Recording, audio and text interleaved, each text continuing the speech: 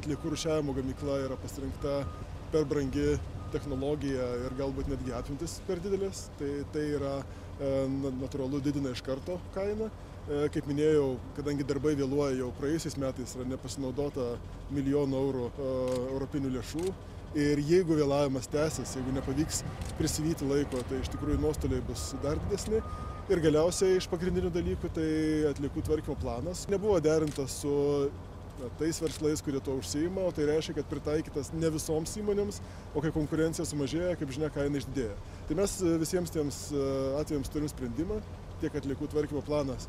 Įtrauksim visus ir padarysim, kad bus konkurencija šitoje vietoje. Dėl visų vėlavimų irgi manau, kad turėtumėm susidoroti.